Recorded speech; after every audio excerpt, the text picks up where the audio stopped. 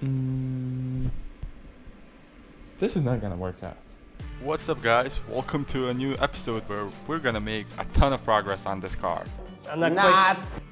First order of business is taking off the numbers and stickers and all the lettering off of the car, so it's looking at least somewhat presentable, because it's gonna sit in the driveway for the next few days and it's just awkward. Due to the fact that I was a little bit stupid, which we're gonna touch in a second, I cannot start nor drive the car. I mean, I can, but it's gonna have fatal consequences, so it's better not to. Hence, in a second, you'll see me pushing this beast out through that door. Not fun, but we're gonna make it work. Basically, after that, we're back at the radiator. We're gonna try and tackle that.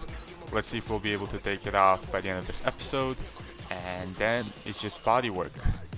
As you can see, we're starting at daytime, and let's see where this episode ends.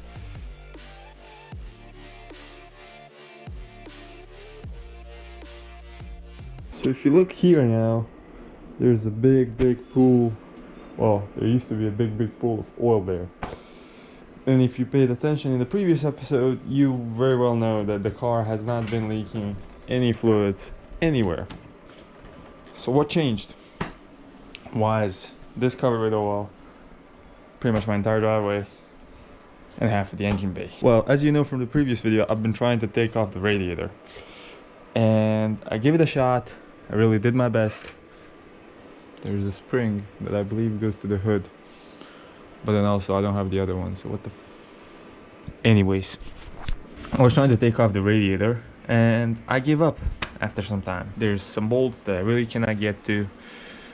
There's things that are just in the way and don't really plan on getting out of the way, and this is pretty much my biggest concern when it comes to that. So what have I done? I went to work on the bumper. If you remember from the previous clips, this side was where the majority of the damage was. I started sanding it down, and slowly I'll start to epoxy it, bond it up, and close it up, prime it, paint it, and I'll be ready to go back on the car. No parts have arrived yet, so yeah. But what happened here is I disconnected the transmission cooling line, one of them, and then I was stupid enough to try and move the car. Pretty much all of that just went bananas all over the engine bay. Hence, the mess. Let's try and take off this radiator right now and see where can that get us. There's a lot of moving pieces here. So as you can see, my intelligence and knowledge about cars is definitely questionable, but I was very optimistic about taking off this radiator, and it was a new day. I was super ready to tackle it. Did it work out? We'll see. But as of now, I'm trying to take off the rest of the hoses that are still connected to the radiator, so I can clear that and get it out of the way. And then later on, you won't see me because the GoPro was all fogged up.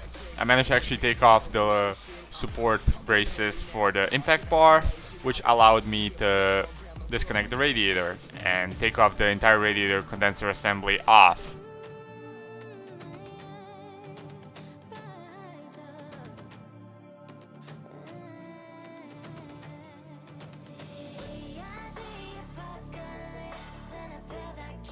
Here I was trying to unplug the lower radiator hose and some other stuff, which also ended up with a surprise, but I mean, what can I do at this point that's not surprising?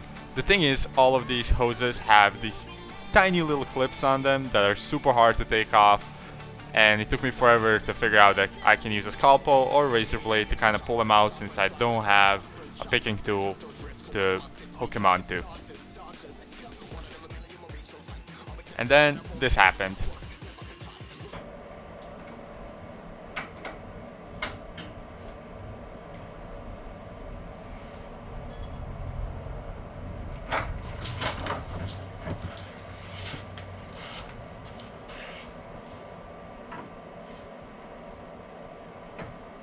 It's supposed to be like that. On the plus side, at least I know the car had some coolant in it. There's only two more hoses connected to the radiator itself. So, well, we have this side too.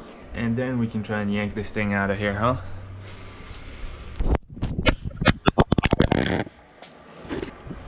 Don't touch the GoPro with slippery hands.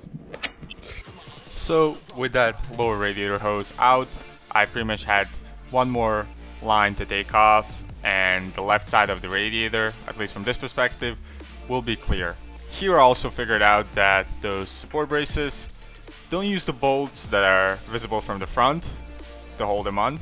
They actually use the bolts from the side, which allowed me to actually take them off and to take off this entire radiator assembly.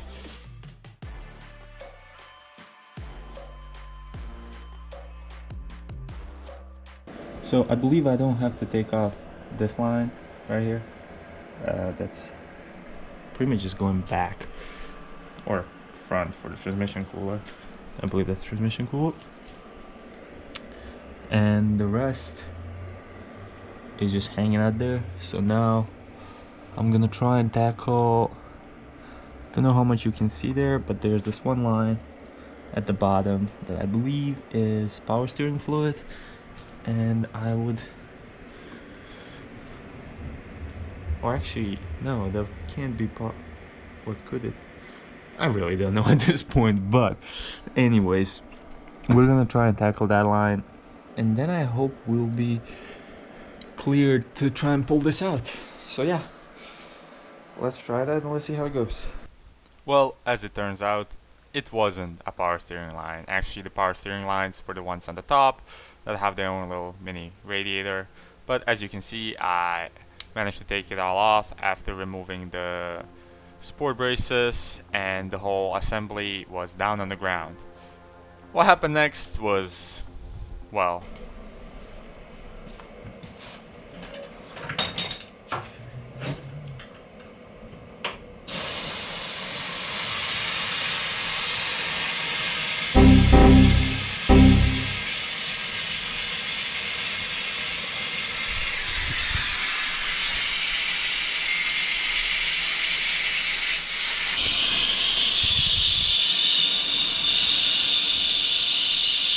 this is pretty much as far as we'll dig into it.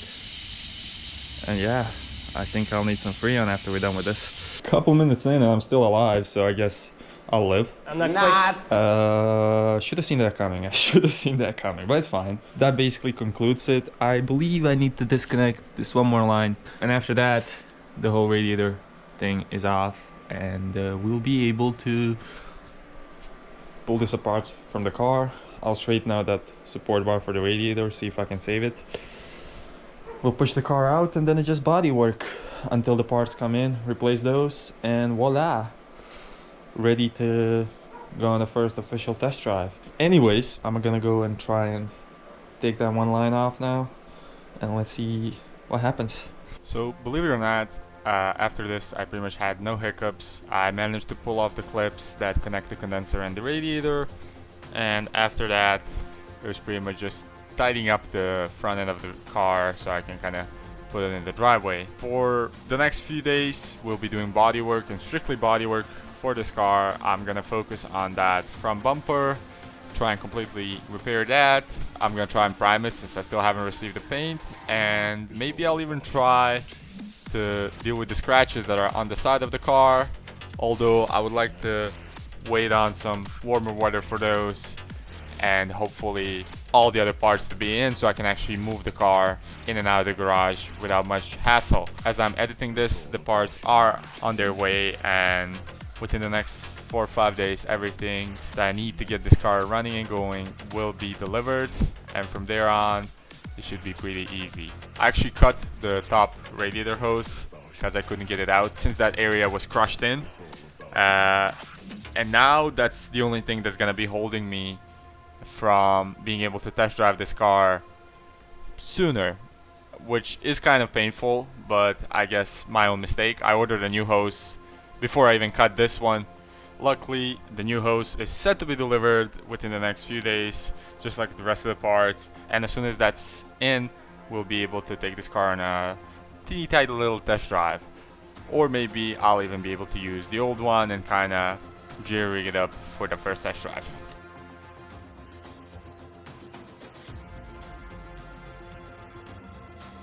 And there you have it. We disassembled the entire front end. Basically from here on is just assembling it. As you can see, this is where the majority of the damage was. I'll try and take out that bolt. First off, I'm gonna pull out the car. This little thing here broke off. Perfect. Let's go, Mercedes. We'll focus on that. We'll fix those. That's not a biggie. From now on, it's just assembly, which makes me very, very happy. So yeah, let's close up the hood as much as we can. I'll see you guys in the next episode, where hopefully we'll have some parts. We'll have some things to put in here. And as soon as we get the radiator and the condenser back in, we're getting new ones, but as soon as we get those, this whole thing can go back to life. And until then, we'll be doing body work, so stay tuned.